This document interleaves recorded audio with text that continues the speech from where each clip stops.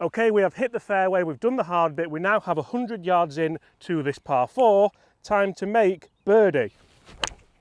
Okay, we're going to have to try and rescue a par. Is this where you're going wrong? Hi everyone, my name is James Robinson and welcome back to Get Good at Golf. Today we are talking 100 yards and in, and we're going to talk about the shots that can help you save shots, lower your scores, and generally beat all your friends. So you'll see here that I've got 100 yards on the nose and I've tried to hit a full 56-degree wedge.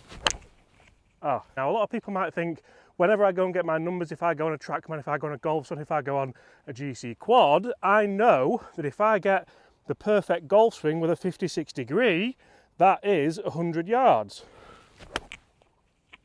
But you see that time, I've struck it pretty well, but it's gone too high. That's now gone short, as Chris is now going to show us.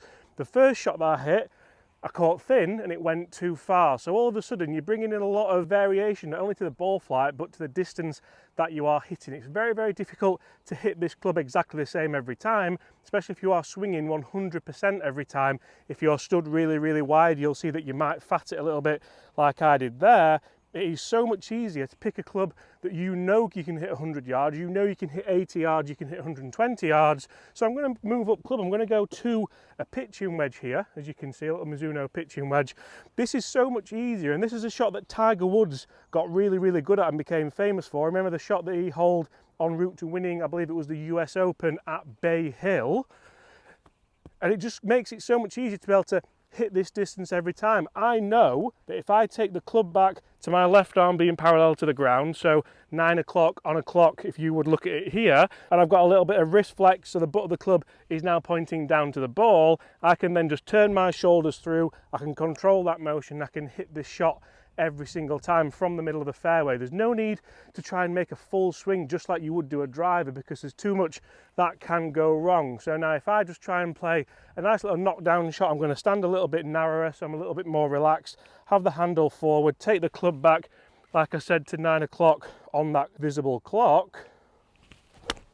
And you can see there straight away it's at the flag, and I would guess that that is a much better birdie opportunity than the other two shots that I have played. I've probably played that around 95 yards there. The strike was much better. I got ball then turf interaction, and you can see there it's okay to take a nice divot after the shot, but also the flight was a lot lower. So if there's any wind, if there's any elements that might affect that ball flight, you're much more likely to be under control by using this club than using a full 56-degree wedge, or even, God forbid, a lob wedge like I see so many people. Foxy loves doing that. High handicap golfers do generally just think, okay, I've got 80 yards, that is a full-blooded lob wedge all day long, and it is so difficult to return that loft consistently every single time. If you return a 60-degree wedge dynamically the same loft every single time, you are a much better golfer than I am, a much better golfer than Chris is, and a much better golfer than a lot of the guys on the PGA Tour and DP World Tour. They will always choose for a more percentage shot. They won't just get the most lofted club out and think, right,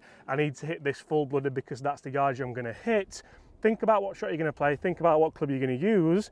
Chris is now going to show us a shot from in the rough where you can get good at golf.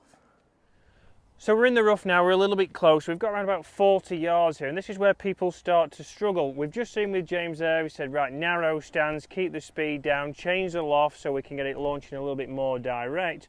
We've got to think about here when we're in the rough, the first thing we want to assess is the lie. What kind of lie have we got, and what kind of shot from that can we play? We have got quite a little bit of green to work with here, so a lot of people think, well, if I get it landing on the front, I can get it running up. And what we see is people go to that pitching wedge, not enough loft, bump it forwards, lands perfect, and then run straight through the back, and then you're on a downhill slope trying to get back to it. So here, ball is very much sat down. So if it's sat down, we need to think, right, I need to help that ball get it in the air, and I need to get a landing angle here. So we need to go more loft. So I have gone for my 56 degree here. I'm going to try and get some loft onto this shot, and I'm going to try and get it landing soft. From here, a good shot from tour average in this kind of rough is going to be inside 15 feet. So if I said to you now, how close you want to hit this, 90% of people would say, well, inside 10 feet I'd be happy with.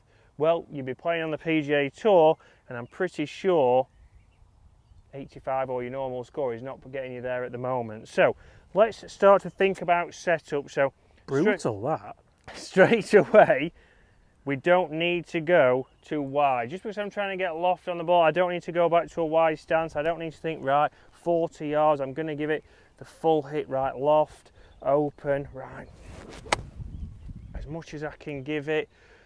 Right, that's worked out. Oh, God, that looked perfect in the air. Long. And now I've got a tricky shot coming back. So we're going to give ourselves a similar lie here. I just now want to think, right, I've got the loft on the club already. I'm now just going to make my stance nice and narrow, so maybe just a little bit more than a club width apart. My weight is left. And from here, I don't need to make a massive swing because it's only 40 yards.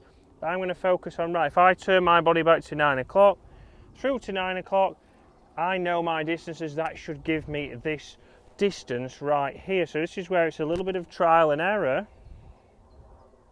So 9 o'clock to 9 o'clock. Landed nice and soft and ran out exactly as I would expect. You see there, not as much effort, but if we see a mid-handicap golfer, a high-handicap golfer, often a scratch handicap golfer who's seen Phil Mickelson over the years, you probably don't see him as much now, but full swings, giving it all the face open, as much loft as possible. We can be nice and controlled, knock that ball down, get my stance correct, weight left, just turn that body. And you see there, landed on the green. That stopped at around about 20 feet. A lot of people would beat themselves up with that, but that is now not quite inside tour average, but for your handicap, a mid-handicap golfer, that's exactly what we would expect to do. So you've got to start to think about, even if you're back at 100 yards where James was, he's hit a shot on there to around about 30 feet. Your tour average from back there is 23 feet. So James has hit a good shot there, just outside tour average, but that's why me and James aren't on tour, but that is inside a chance for us to two-putt. If we can two-putt more, we can lower our scores, and from there, we're going to be able to help you get good at golf. So guys, you'll see there from two different distances, and this works all the way from 40 yards all the way up to 100 yards. That setup is essential, making sure we get this stance a little bit narrower. Once we are narrower, we can start to control the speed, so we can control how that club head returns. Once we can do that, we can control your spin, we can control your flight, and even better, we can control your distance. So what you want to do is, when you are practicing, is start to work out for you, where do you go to a wider stance? I want you to think, right, up to 100 yards, maybe even up to 120, we keep that stance nice and narrow. Even if you have to go up to your 9-9, if we're playing more controlled shots or more flighted shots, we're going to be able to get you lower in your golf scores. You'll see here, I'm a little bit closer than 100 yards, and instantly you would think, right, it's either my 56 or my 52 or my pitching wedge. We're going to go up here. I've got a 9-9 here. I'm going to smooth this out. I'm going to flight this in nicely. But I'm going to do exactly the same. I know here that I can be quite positive that the flag is a little bit at the front. I can send it in nice and low. From there it should bounce and stop because we are getting more spin.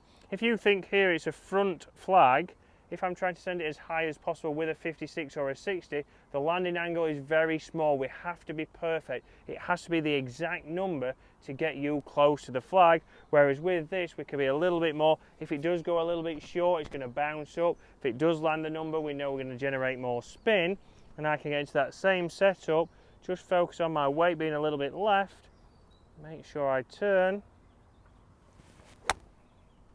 You'll see that's launched extremely low because it is a 9-iron.